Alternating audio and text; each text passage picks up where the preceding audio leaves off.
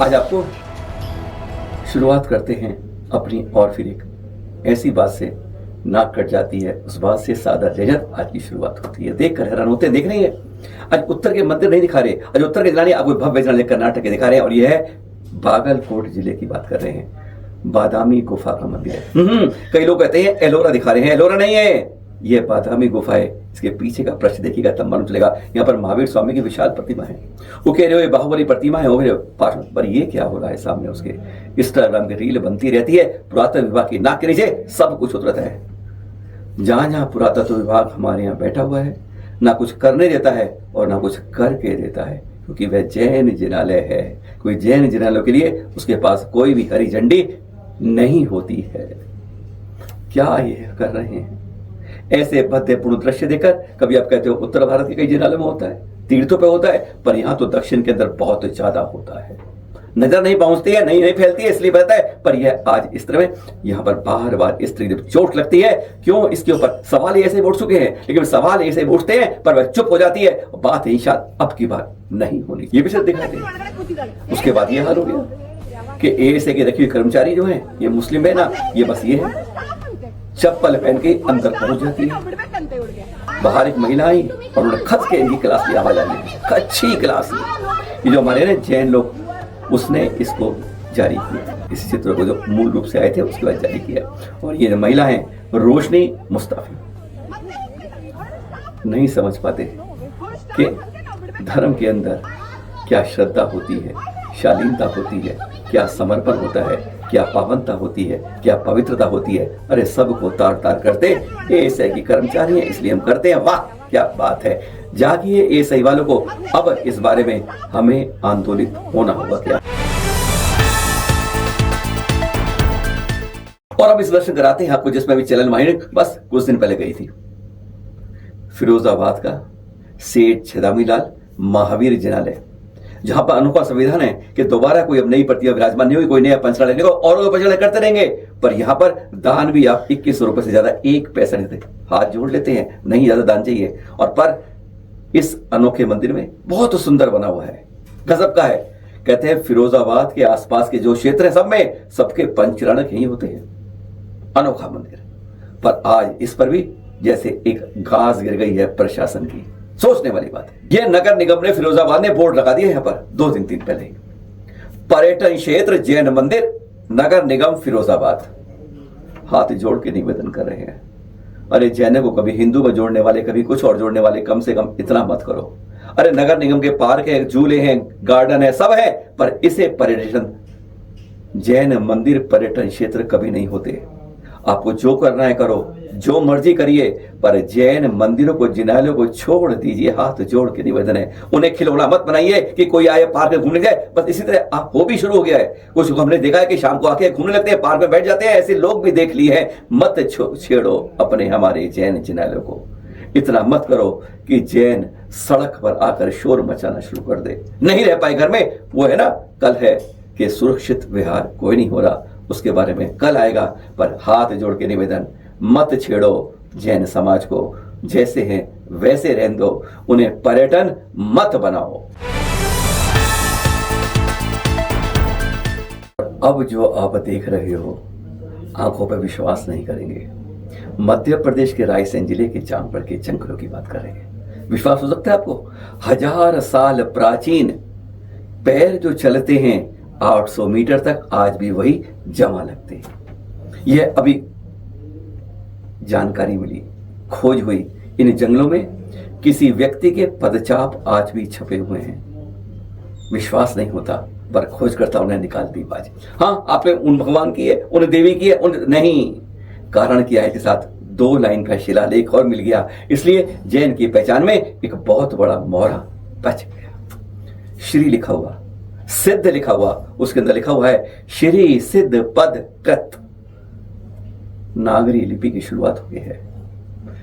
लगता है कि कोई यहां से साधु मोक्ष की ओर बढ़ते हुए, अपनी साधना करते हुए यहां से गए, और ये 800 मीटर तक पदचाप आज दिख रहा है। जंगलों के अंदर जब कहते हैं जहां पे जानवर भी रहते थे, कभी संपदा कैसी रही होगी, क्या रहा होगा, क्या यहाँ पर समाधि स्थल कोई आसपास है, क्या यहाँ पर कोई ऐसे गुफाएं हैं कि जो यहाँ पर दिखती हो कि वहां पर शयन किया, वहां प्रवास किया, वहां आवाज लगी और चल दिए थे।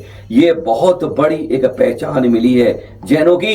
1000 वर्ष से प्राचीन खोजकर्ता भी कह रहे हैं, शोधकर्ता भी कहते हैं यह कहीं और नहीं दिखता।